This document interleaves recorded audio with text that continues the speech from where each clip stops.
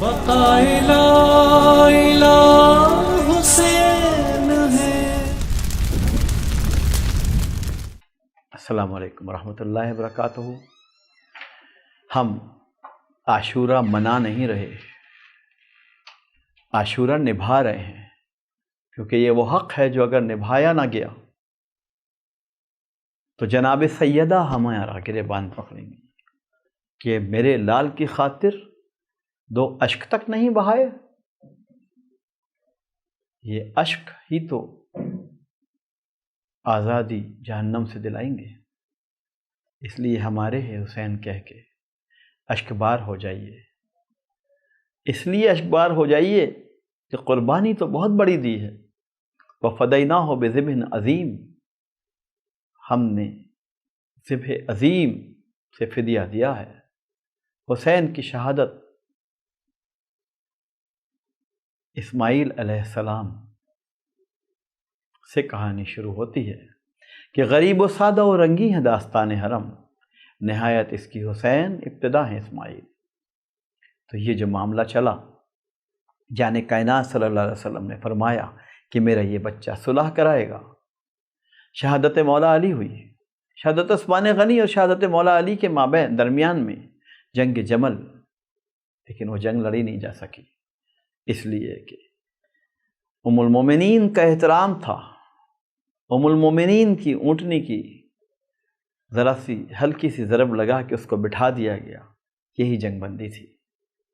علی نے احترام کیا تھا، کیونکہ علی باب العلم تھے تو وہ بھی نصف العلم تھیں، نصف العلم کا احترام تھا، ام المومنین کا احترام تھا۔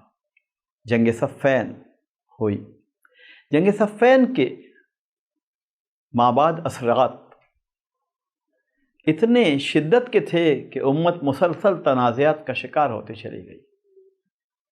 تو اس وقت سر جوڑ کے بیٹھے، جنگ صفین کے دونوں گروہوں نے ایک ماحول ایسا پیدا کیا جس کے نتیجے میں حضور مولا علی کی شہادت کے بعد کہ کعبے میں ہو ولادت، مسجد میں ہو شہادت، حیران ہوں علی کو، لکھوں تو کیا نہ لکھوں، سحر رسول لکھوں، زوجے بطول لکھوں، ہاشم کے بوستہ کا پیارا سا پھول لکھوں، حیران ہوں علی کو، لکھوں تو کیا نہ لکھوں۔ علی کی شہادت ایک عظیم سانحہ تھا، کیسا پیارا مرحلہ تھا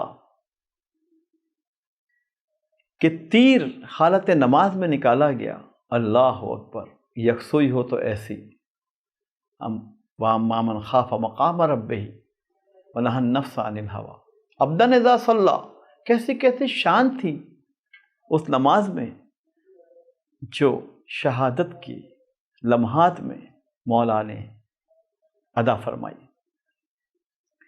اور اس کے بعد 21 رمضان کے بعد سے لے کے ربیع الاول تک 6 ماہ امام حسن مجتبیٰ نے فکار امامت، منصب امامت بھی سنبھالا، منصب ولایت بھی سنبھالا اور منصب خلافت بھی سنبھالا۔ اس کے بعد جنگ صفین کے لوگوں میں ایک ماحول ایسا پیدا ہوا، یہ حضور صلی اللہ علیہ وسلم نے چونکہ پہلے ہی فرما دیا تھا کہ دونوں گروہ صلح کے ماحول میں آ گئے۔ امام حسن مجتبیٰ رضی اللہ تعالیٰ عنہ نے ایسا ماحول پیدا فرما دیا، صلح نامہ لکھا گیا، حاکم شام معاویہ بنت سفیان، جناب معاویہ نے دستخط کیے۔ اس معاہدے میں 2 شرطیں تھیں، ایک تو یہ کہ جنگ صفین اور جنگ جمل کے بعد جو ماحول بنا، اس ماحول کی کشیدگی کو کم کیا جائے، اور جتنے نقصانات امت کو ہوئے ہیں ان کا ازالہ کیا جائے، اور جتنے تنازعات تسلسل کے ساتھ ہوتے چلے آ رہے ہیں ان کو کم کیا جائے۔ یہ پہلی شرط امام حسن مجتبیٰ رضی اللہ تعالیٰ عنہ نے رکھی۔ اور دستخط کرتے وقت فریق ثانی نے کہا کہ ہم اس کو عام الجماعت قرار دیں گے، یہ جمع ہونے کا سال ہے ہمارا۔ چنانچہ اس میں ہی اسی سال میں 25 ہجری 21 رمضان وصال ہوا، شہادت ہوئی مولا علی کی، اور اس کے بعد 6 مہینے یہ چلے اور پھر صلح ہوئی۔ دوسری شرط یہ تھی کہ امام حسن مجتبی حاکم شام معاویہ ابن سفیان جناب معاویہ کی وفات کے بعد دوبارہ یہی منصب سنبھال لیں گے، یہ دوسری شرط تھی۔ اسی دوسری شرط پر ہی معاملہ آگے بڑھا، اور پھر یہ دستخط بھی ہو گئے، عام الجماعت بھی قرار دے دیا گیا، وہ بات بھی پوری ہو گئی کہ حضور نے فرمایا میرے یہ بچہ 2 گروہوں میں تصادم کو روک کر صلح کرا دے گا، یہ بھی ہو گیا۔ اس کے بعد ایک عجیب سا حادثہ ہو گیا۔ احنف بن قیس حاکم شام کے قریبی ساتھی نے ایک اعتراض اٹھایا کہ آپ نے یزید بن معاویہ کو، یزید اول کہتے ہیں اس کو، تاریخ مقدمہ ابن خلدون میں لکھا ہوا ہے، ابن اسیر میں، الکامل میں، تبری میں، تو آپ نے یزید کو جانشین نامزد کر دیا۔ آپ کو پتہ تو ہے اس کی راتیں کیسے گزرتی ہیں، آپ کو پتہ تو ہے اس کے دن کیسے گزرتے ہیں، آپ کو پتہ تو ہے اس کا ظاہر و باطن، اس کے باوجود آپ نے جانشین نامزد کر دیا۔ یہ بہت بڑا اعتراض احنف بن قیس نے اٹھایا، صحابہ کرام تک پہنچی یہ بات۔ ان کا احتجاج آیا کہ شورائی نظام کو ناکام قرار دے رہے ہیں اور وراثت کو عام کر رہے ہیں۔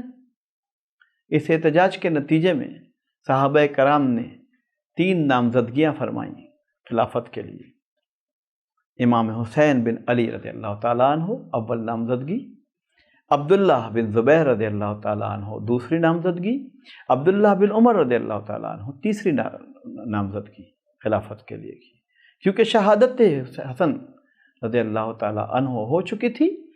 اس کا موقع پا کر یزید کی جانشینی کا اعلان کیا جا رہا تھا۔ شہادت حسن مجتبی رضی اللہ تعالیٰ عنہ سب کو پتہ ہے کہ زہر سے ہوئی اور بیوی ہی کے ہاتھوں دلوایا گیا۔ تو یہ معاملہ تھا۔ اب اس کے بعد جب یہ بڑھتا چلا گیا تو حضرت عبداللہ بن زبیر رضی اللہ عنہ نے صوبہ حجاز میں اپنی خلافت قائم فرما لی اور بیعت لے لی۔ عبداللہ بن عمر رضی اللہ عنہ نے امام حسین رضی اللہ تعالیٰ عنہ کو روکا کہ کوفہ مت جاؤ، خاندان تباہ کر دیں گے، تم سب کو شہید کر دیں گے۔ اوروں نے بھی روکا، عبداللہ بن عباس رضی اللہ عنہ نے بھی روکا، اوروں نے بھی روکا، لیکن جن کو نانا کی گود میں ہی یہ سبق دے دیا گیا تھا کہ سبق پڑھ پھر صداقت کا، شجاعت کا، عدالت کا لیا جائے گا تو اس سے کام دنیا کی امامت کا، تو وہ امام کیسے رک جاتے؟ صلح حدیبیہ انہیں یاد تھی کہ رسول اللہ صلی اللہ علیہ وسلم نے صلح حدیبیہ فرمائی تھی۔ انہیں یہ بات پتہ تھی کہ صحابہ کرام نے میں سے کچھ نے اسے دب کر صلح کرنا سمجھا، لیکن بعد میں اِنَّا فَتَحْنَا لَكَ فَتْحًا مُبِينًا کی خوشخبری آئی تو سب خوش ہو گئے کہ بعضی صلح ایسی ہوتی ہے کہ جس کے آگے فتح رکھی ہوئی ہوتی ہے، نصر من اللہ و فتح قریب، نصر من اللہ و فتح قریب۔ تو یہ فتح ہی کی صلح تھی۔ بڑے بھائی نے صلح کی، چھوٹا بھائی بھی صلح ہی کے لیے جا رہا تھا، جنگ لڑنے تھوڑی۔ ابنانا و ابناکم، نسانا و نساکم، انفسنا و انفسکم، بچے لے کے گئے، علی لے کے گئے، جناب سیدہ لے کے گئے اور خود گئے۔ یہ 5 پنجتن پاک یہ نجران کی وادی میں جمع تو ہوئے تھے۔ مباہلہ تو آخری منظر ہوتا ہے کسی حق و باطل کے مارکے کا کہ جان ہتھیلی پہ رکھی جاتی ہے، تو اگر وہ جانیں ہتھیلی پہ رکھ کے 72 چلے گئے تو مباہلہ ہی تو تھا، جنگ کی تیاری تو نہیں تھی۔ مدینے سے ہجرت فرمائی 4 مئی 680 عیسوی، 28 رجب 60 ہجری، 15 رجب کو وفات معاویہ ابن سفیان حاکم شام جناب معاویہ کی ہوئی۔ 12 دن مدینہ شریف میں انتظار کیا کہ یزید شاید مان جائے، لیکن یزید نے انکار بیعت پر آپ کی شہادت کی سازش کر لی، چنانچہ ہجرت فرمائی 4 مئی 680 عیسوی اور 15 رجب کے بعد 28 رجب 60 ہجری کو ہجرت فرمائی، مدینے سے مکہ پہنچے 5 دن سفر کر کے 3 شعبان کو پہنچے 60 ہجری کو، وہاں 4 مہینے 10 دن قیام فرمایا، ارادہ حج فرمایا، 3 شعبان کے بعد 10 رمضان کو کوفے سے پہلا خط آیا کہ ہم سب آپ کی بیعت کے لیے تیار ہیں، اور یہ خط مسہر